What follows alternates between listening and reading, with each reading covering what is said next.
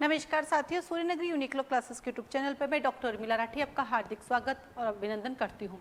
बात कर रहे हैं हम लोग उड़ीसा जुडिशरी की। तो चलिए आज हम चलते हैं उड़ीसा जुडिशरी की तरफ और देखते हैं कि कौन उड़ीसा जुडिशरी का एग्जाम दे सकता है। उड़ीसा जुडिशरी का सिलेबस क्या है, प्री क्या है, मेन क्या है, आइए इस पर चर्चा करते हैं। वैसे तो मैं आपको बता दूं उड़ीसा जुडिशरी का एग्जाम पूरा इंडिया दे सकता है, सिर्फ एक पेपर ऐसा है मेन में जहाँ पे ट्रांसलेशन चाहिए। देखिए बेटा, सबसे पहले हमें हमारी प्रिपरेशन को कंटिन्यू रखना है, तो उसके लिए हमें सभी एग्जाम देने चाहिए। प्री का एग्जाम आप सब दे सकते हैं, मेन के एग्जाम में भी सब दे सकते हैं, सिर्फ एक आपका ट्रांसलेशन चाहिए, वो ट्रांसलेशन आप सीख सकते हैं, ऐसा नहीं कि नहीं सीख सकते, आप उसको भी अपने एक सब्जेक्ट मानो तो वो भी सीखा जा सकता है। तो आइए चर्चा करते हैं। उड़ीसा जुडिशरी का प्री का सिलेबस बहुत ही छोटा सिलेबस है उड़ीसा का। आप देख पा रहे हैं कि एक छोटा सा सिलेबस यहाँ पे दे रखा है, सुंदर सा सिलेबस है उड़ीसा जुडिशरी का। सबसे पहले आता है इसके अंदर कॉन्स्टिट्यूशन, ये भी आपको आता है, CPC, CrPC, Indian evidence act, CPC, CrPC, Indian evidence act, IPC, limitation, TP, contract, law of succession, इसमें आपके सक्सेशन एक्ट आ जाएगा। इसमें एक नया है वो है इंडियन सक्सेशन एक्ट भी है, इसके अंदर हिंदू सक्सेशन एक्ट भी है, इंडियन सक्सेशन एक्ट भी है, और साथ ही साथ आपका जो है इसमें दो ये सक्सेशन चलता है, हिंदू है, इंडियन है। तो इसमें एक नया सब्जेक्ट आया जो आपके पास आता है इंडियन सक्सेशन एक्ट और हिंदू, देन एसआरए और देन डोमेस्टिक वायलेंस। तो देखा जाए तो सारे कॉमन सब्जेक्ट है सिवाय एक के, और वो है इंडियन सक्सेशन एक्ट। तो ये है प्री का सिलेबस जो आप लोग आराम से कर सकते हैं। प्री में सिर्फ इनके पास लॉ ही आता है और आप इजी वे में इस लॉ को कर सकते हैं। ठीक है, अब चलते हैं मेन की तरफ। मेन के में इनके पास ऑप्शंस होते हैं अलग अलग, जैसे कि पेपर 1 होगा इंग्लिश, यहाँ पर जो है आपको लैंग्वेज आनी चाहिए क्योंकि यहाँ पे ट्रांसलेशन होती है। आपके पास एक ऐसे राइटिंग आएगा आप कर सकते हैं, प्रिसिव राइटिंग आएगी वो भी कर सकते हैं। जो तीसरा है वो है लैंग्वेज पेपर, वहाँ पे आपको ट्रांसलेशन करना पड़ता है। मतलब 3 टॉपिक होते हैं जिसमें से एक आपका ट्रांसलेशन है। तो बाकी दो करके अच्छे से करके आ जाओ ना, कहाँ दिक्कत है। उसको देखा जाए तो पूरा इंडिया एग्जाम दे सकता है। फिर इसके अंदर पेपर 2 यानी पेपर 1 मैंडेटरी है general English, paper 2 mandatory procedure law, जैसे कि अपने यूपी के अंदर होता है, जिसके अंदर आपके पास सीआरपीसी है, सीपीसी है और इंडियन एविडेंस एक्ट है, इसको बोलते हैं प्रोसीजर लॉ। यहाँ पे देखा गया आप तो सीआरपीसी सीपीसी सेम पेपर में आ रही है, जबकि राजस्थान में देखते हैं अलग अलग पेपर में आती है, गुजरात में भी अलग अलग में आती है। ठीक है, उसके बाद चलते हैं हम लोग ऑप्शनल पेपर। अब देखो बेटा, इस ऑप्शनल पेपर में यू हैव ए ऑप्शन, आपके पास 5 ऑप्शन होते हैं। कितने होते हैं? 5, जिसके अंदर आपके पास देखो पहले ऑप्शनल पेपर है, पहला जो ऑप्शनल पेपर है उसमें आप देखेंगे आपके पास क्या है, आईपीसी और टॉट। तो आप जब कॉलेज में थे तो आपने देखा होगा आईपीसी और टॉट दोनों इजी होते थे, 150 मार्क्स का है, तो 3 लेने होते, कोई भी 5 में से कोई 3 लेने होते, तो आईपीसी या टॉट या हिंदू लॉ या मुस्लिम लॉ ले लो। प्रॉपर्टी लॉ के अंदर इसमें टीपी है, एसआरए है, लिमिटेशन है, ये भी अच्छा है। फिर 4th पेपर जो है इसके अंदर, इसके 4th पेपर के अंदर आप देखेंगे कॉन्ट्रैक्ट से रिलेटेड कॉन्ट्रैक्ट एक्ट है, सेल ऑफ गुड्स एक्ट है, पार्टनरशिप है, एनआई है, ये भी इजी है। जिसका 5th पेपर है वो थोड़ा सा खतरनाक है, तो लेने की जरूरत ही नहीं, वैसे भी ऑप्शनल है तो जरूरत नहीं लेने की, जिसके अंदर आपके पास आता है जूरिस्प्रूडेंस और देन आता है कॉन्स्टिट्यूशन। तो पहला पेपर आपका मैंडेटरी है, और पहला पेपर क्या है हमारे पास, जनरल इंग्लिश है। दूसरा पेपर मैंडेटरी है, प्रोसीजर लॉ जो रोज पढ़ते हैं, और बाकी जो 5 में से आपको 3 लेने होते हैं, या तो आईपीसी टॉट ले लो, प्रॉपर्टी लॉ ले लो, कॉन्ट्रैक्ट ले लो, या हिंदू मुस्लिम ले लो। वैसे जो 5वां है वो बहुत रेयर बच्चे होते हैं जो लेते हैं, क्योंकि वो हर किसी के बस की बात नहीं होती है। चलिए, उसके बाद जैसे कि मैंने आपसे कहा कि भी सूर्यनगरी यूनिक्लो क्लासेस जो हैं हर स्टेट का एक ओवरव्यू स्टार्ट किया है, सभी स्टेट के जितने सब्जेक्ट उनके ओवरव्यूज देंगी। तो पहला राउंड चल रहा है, फिर सेकंड आएगा, तो आप लिखेंगे उड़ीसा 1 तो आपको पहला लीजिएगा, 2, 3, 4, 5, 6 देखेंगे तो सारे के सारे मिलते रहेंगे। इसी कड़ी में आज मैं लेकर आई लिमिटेशन एक्ट, क्योंकि उड़ीसा के प्री में लिमिटेशन है, मेन में भी लिमिटेशन एक्ट है। आइए थोड़ी सी चर्चा करते हैं इस लिमिटेशन एक्ट के बारे में। सबसे पहले ये जो लिमिटेशन एक्ट है ये कैसा लॉ है, तो याद रखना ये एक प्रोसीजर लॉ है। कैसा लॉ है? तो लिमिटेशन एक प्रोसीजर लॉ है। प्रोसीजर लॉ के बारे में आपने सुना होगा, जैसे कि आपका सीआरपीसी प्रोसीजर लॉ है, आपका सीपीसी प्रोसीजर लॉ है, आपका Indian evidence act procedure law है, आपका specific relief act procedure law है। ठीक वैसे ही लिमिटेशन एक्ट भी एक प्रोसीजर लॉ है। और ये कैसा लॉ है? लेक्स फॉरी लॉ है, जैसा देश वैसा लॉ। ठीक वैसे ही जैसे कि इंडियन एविडेंस एक्ट, दोनों ही कैसे लॉ है? लेक्स फॉरी है। ये आपका प्री का क्वेश्चन आता है, ये भी लेक्स फॉरी है और इंडियन एविडेंस एक्ट जो है वो भी लेक्स फॉरी है। देन आता है लिमिटेशन एक्ट 1963 है। अब देखो उसको उल्टा करते बेटा, पहले 3 को आगे लेके आ जाते हैं और फिर 6 को ले आते हैं। जैसे आप उल्टा करोगे 36 बन जाएगा। तो एक्ट का नाम है 1963 लिमिटेशन एक्ट, और 6 को उल्टा करो 36, इसका एक्ट नंबर बन जाता है। एक्ट नंबर क्या होता है बेटा, 1963 में बहुत सारे कानून बने होंगे, इस कानून का जो सिग्नेचर हुआ वो 60 और 36 नंबर पे हुआ, इसलिए इसका एक्ट नंबर 36 है। वैसे आईपीसी का 45 है, वैसे आपके सीआरपीसी का 2 है, एविडेंस का 1 है, तो सबका अपना अलग अलग एक्ट नंबर होता है। अभी कई बार एग्जाम में पूछ भी लेते हैं। देन आता है इसके पास टोटल कितने पार्ट है, टोटल इसके पास 5 पार्ट हैं। कितने पार्ट है टोटल इसके पास, 5 पार्ट्स हैं, ठीक है। उसके बाद टोटल सेक्शंस कितने हैं इसके पास, 32 सेक्शंस हैं, टोटल सेक्शंस है इसके पास 32। देन आता है आपके पास इसके अंदर एक शेड्यूल दी गई है, ये शेड्यूल बड़ी काम की है, यहाँ पे अपने एग्जाम में क्वेश्चंस आते रहते हैं, इस शेड्यूल से अपने एग्जाम में क्वेश्चंस आते हैं। एक्सटेंड कहाँ पर है, पूरे इंडिया में। कब से है, 31 अक्टूबर 2019 से। इससे पहले ये जम्मू कश्मीर पे अप्लाई नहीं होता था। इसकी कमेंसमेंट डेट क्या है, 1 जनवरी 1964, नए साल को आए। हमारे पास बहुत सारे ऐसे कानून हैं जो कि 1 जनवरी के हैं। अपना देख लीजिए सीपीसी 1 जनवरी है, अपना आईपीसी भी 1 जनवरी है, जिसके साथ लिख सकते हैं सीपीसी आईपीसी। तो जो भी आपका सिलेबस उसमें से जो 1 जनवरी आप उसको एक साथ लिख सकते हैं। तो क्या कहता है कि टोटल चैप्टर मेरे पास 5 है, टोटल सेक्शन 32 है, एक शेड्यूल है मेरे पास जो बॉडी काम क्यों, वहीं से बहुत सारे क्वेश्चंस आते हैं। मेरा एक्सटेंड पूरे इंडिया में है, 31 अक्टूबर से हुआ है, और मेरे पे मैं कमिंसमेंट हुआ 1 जनवरी 1964 को, और मेरा कमिंसमेंट डेट क्या है, 1 अक्टूबर। कब है, कब हुआ इसकी कमिंसमेंट डेट, देखिए 5 अक्टूबर 1963 को है। लिख लीजिए, प्री का सवाल आता है, 5 अक्टूबर 1963 को इसका सिग्नेचर डेट है, ठीक है। आगे बढ़ते हैं, ठीक है। लिमिटेशन एक्ट का काम क्या है, लिमिटेशन एक्ट जो है आपको लिमिटेशन बताता है। वो कहता है कि आपको इस लिमिटेशन में कोर्ट जाना पड़ेगा, कोर्ट का दरवाजा खटखटाना पड़ेगा। यदि आप उस समय में नहीं आते तो आप समय बाढ़ हो जाएंगे। चाहे चाहे डिफेंडेंट डिफेंस ले चाहे नहीं ले, कोर्ट खुद से ही मना कर देता है। इसको कहते हैं लिमिटेशन एक्ट। ये जो लिमिटेशन एक्ट है ये सिर्फ सिविल के लिए बना हुआ है। किसके लिए बना हुआ है बेटा, सिर्फ सिविल के लिए। ये लिमिटेशन एक्ट सिर्फ सिविल लॉ के लिए है। ऐसा क्यों बोला, क्योंकि क्रिमिनल लॉ के लिए लिमिटेशन कहाँ दिया गया है, तो ये सिर्फ आपके सिविल के लिए है।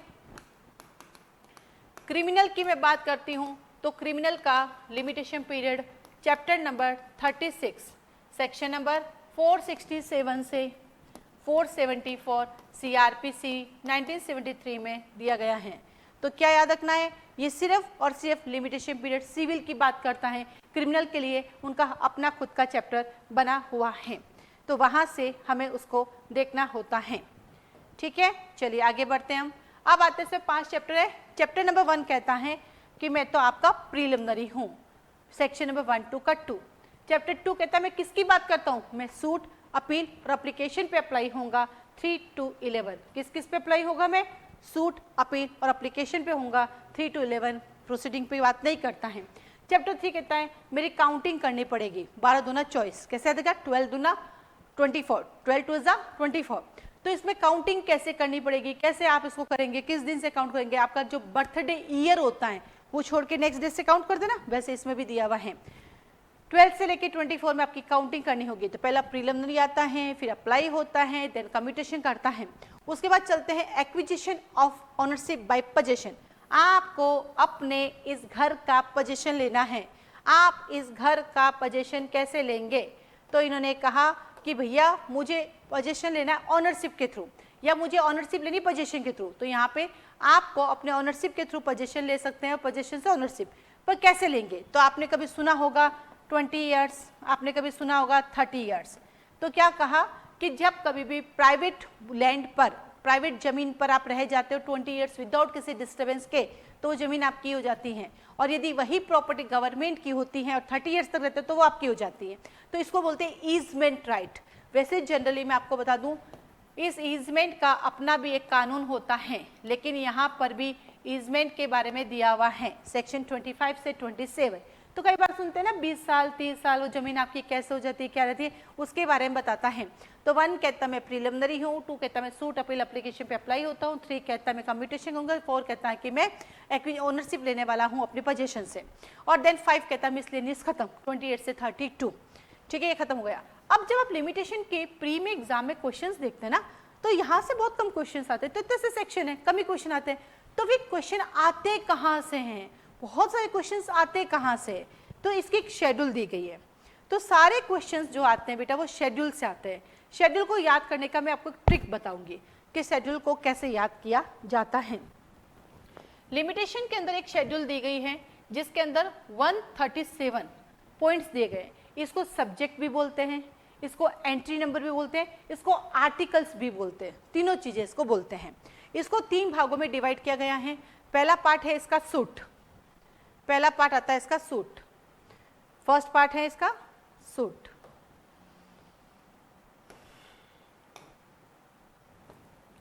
वन टू 113 दूसरा है अपील और तीसरा है एप्लीकेशन। आपने देखा होगा अभी थोड़ी देर पहले मैंने कहा कि लिमिटेशन एक्ट सिर्फ सिविल पे अप्लाई होता है, क्रिमिनल पे नहीं। बिल्कुल सही कहा, लेकिन ये जो अपील वाला पार्ट है ये लिमिटेशन के सिविल और क्रिमिनल दोनों की यही बताता है। अब यहाँ जब आप पढ़ोगे तो थोड़ा सा कंफ्यूजन होता है, क्योंकि इसमें जो क्रिमिनल पार्ट यानी सीआरपीसी के लिए जो टाइम पीरियड दे रखा है वो सीआरपीसी 1898 की दे रखी है, जो पुरानी सीआरपीसी थी। अभी हम कौन सी सीआरपीसी पढ़ रहे हैं, अभी हम पढ़ रहे हैं 1973 की सीआरपीसी। इससे जस्ट पहले कौन सी सीआरपीसी थी हमारे पास, 1898 की थी। तो अभी भी बहुत सारे ऐसे प्रोविजन है बेटा जो किसकी बात करता है, जो बात करता है आपके पुरानी वाली। तो वहां पे थोड़ा सा कंफ्यूजन होता है, तो उसको क्लियर करके हम इसको ठीक कर सकते हैं। ठीक है, हाँ जी, तो ये दोनों पे अप्लाई होगा, सिविल और क्रिमिनल। और देन आता है आपके पास एप्लीकेशन। आइए एक ट्रिक से मैं आपको याद करना सिखाती हूँ लिमिटेशन पीरियड कैसे याद किया जाता है। आप जब जाएंगे शेड्यूल के अंदर तो पहले में देखेंगे 10 पार्ट में डिवाइड किया गया है। पार्ट नंबर 1 कहता है अकाउंट्स, पार्ट नंबर 1 कहता है मैं अकाउंट से रिलेटेड हूँ। किससे रिलेटेड हूँ मैं, आपके अकाउंट से रिलेटेड हूँ। तो देखिए ये है accounts, entry number 1 to 5 3 years. Clear, तो अकाउंट से रिलेटेड कोई भी केस आता है तो उसमें 3 साल के अंदर केस करना पड़ता है।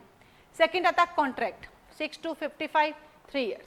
कॉन्ट्रैक्ट से रिलेटेड कोई भी ब्रीच होता है तो आपको करना पड़ता है 3 साल के अंदर। तो क्या कहा, अकाउंट भी 3 साल, कॉन्ट्रैक्ट भी 3 साल।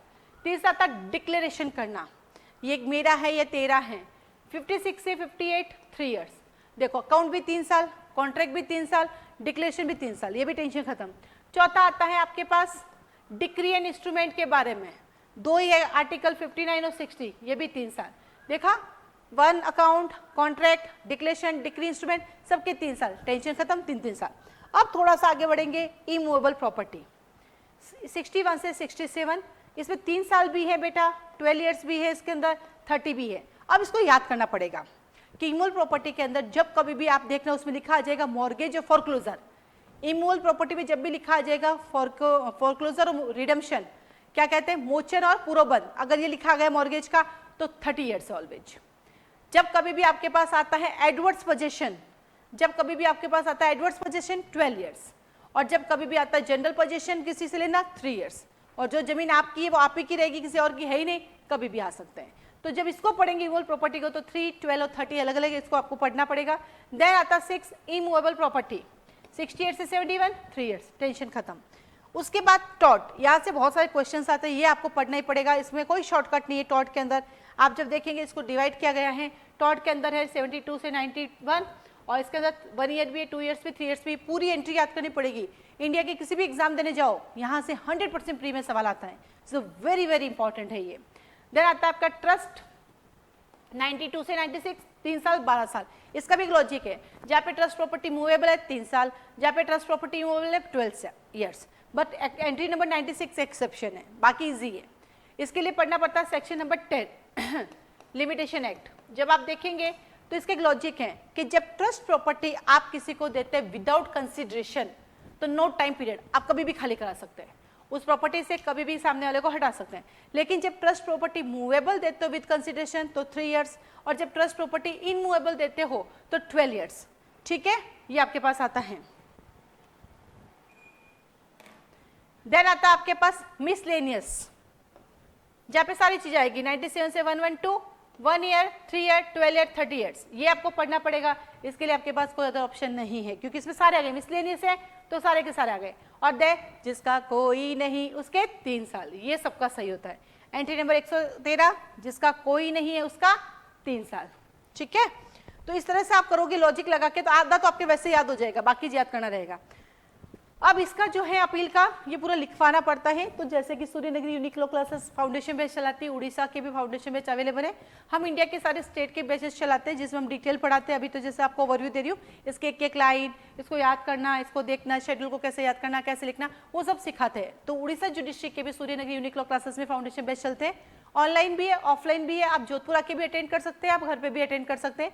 जूम पर लाइव क्लासेस चलती है, रिकॉर्डिंग नहीं होती है। नए बैच अभी 1 जुलाई से स्टार्ट होने वाले हैं और वैसे हमारे नए बैचेस हर महीने चलते रहते हैं। नया सब्जेक्ट नया बैच रहता है हमारे पास।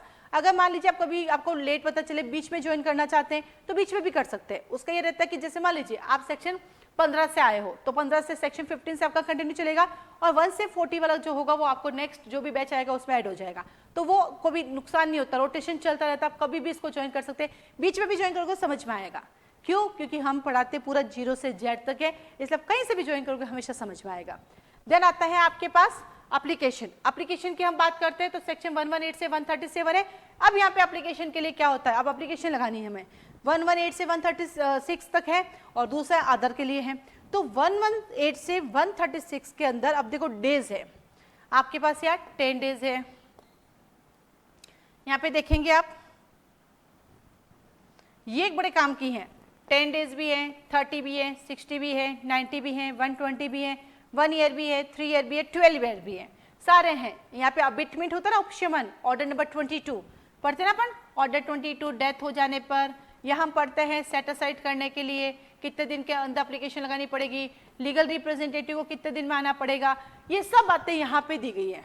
ठीक है, और देर आता है जिसका कोई नहीं उसका 3 साल, जिसका कोई नहीं उसका 3 साल। अब देखो अपने पास 2-3 साल हो गए, कौन कौन से हो गए, 113 भी 3 ईयर्स है, जिसका कोई नहीं इसका, तो 113 जिसका कोई नहीं वो सूट है, और ये आता है हमारे पास जिसका कोई नहीं ये एप्लीकेशन है। तो 113 और 137 को साथ में याद करना है तो कभी गलत ही नहीं होता है। तो लिमिटेशन के 2 तरीके से क्वेश्चन आते हैं, एक तो आता है सेक्शन बेस आता है, और एक लिमिटेशन जो क्वेश्चन आते हैं वो आते हैं आपके किसमें, इस शेड्यूल के अंदर से आते हैं। ठीक है, तो क्लासेस को लेके आप हमें ज्वाइन कर सकते हैं, क्लासेस के बारे में डिटेल चाहिए मुझे कॉल मैसेज कर सकते हैं। इसके साथ ही साथ जुडिशरी का पहला वीडियो आया है उड़ीसा जुडिशरी का। धीरे उड़ीसा जुडिशरी के जितने भी सब्जेक्ट हैं उन सब के ओवरव्यूज को लेकर आपके सामने हम हाजिर होंगे। इसके अलावा उड़ीसा जुडिशरी की मॉक टेस्ट सीरीज भी चलती हैं, मेन एग्जाम की टेस्ट सीरीज भी चलती हैं, प्री एग्जाम की टेस्ट सीरीज भी चलती हैं। तो उड़ीसा जुडिशरी से रिलेटेड आपको कोई भी क्वारी है तो आप मुझे कॉल और मैसेज कर सकते हैं। कोशिश करें आपके जितने भी सब्जेक्ट हैं आपके कोर्स के अंदर उन सारे सब्जेक्ट को आप इस तरह से डायग्राम बना के अपने क्या बोलते हैं डायग्राम बना के अपना एक रजिस्टर मेंटेन करें। उस रजिस्टर के अंदर सबके डायग्राम्स को लिखते हुए फिर उनके सेक्शन से याद करते हुए आप काम करेंगे तो आपका कोर्स जल्दी कंप्लीट होगा और आपको समझ में भी जल्दी आएगा। कोर्स भी आपका जल्दी होगा और आपको समझ में भी जल्दी आएगा।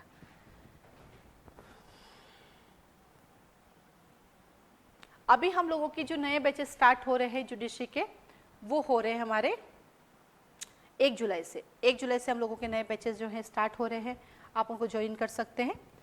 इसके अंदर आपके पास एडीजे के बैचेस भी हैं हमारे पास और साथ ही साथ जुडिशरी के भी हैं, और इसका टाइमिंग है इवनिंग के अंदर 5 PM। इवनिंग के अंदर हम लोगों का टाइमिंग रहता है इसका 5 PM। इसके अलावा हमारे पास जो जो कोर्सेज अवेलेबल है मैं उसके बारे में आपको एक बार बता देती हूँ कि हमारे पास कौन कौन से कोर्सेज अवेलेबल हैं।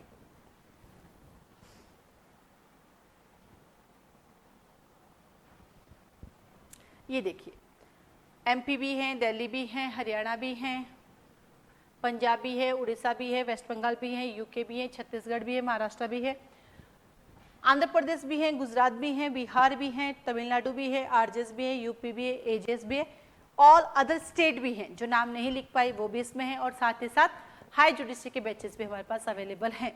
क्लासेस ज्वाइन करने के लिए, डेमो लेने के लिए, आप उसकी क्लास के बारे में जानकारी जानने के लिए मुझे कॉल और मैसेज कर सकते हैं 9950574460 नंबर पर। ठीक है, चलिए आज के लिए धन्यवाद।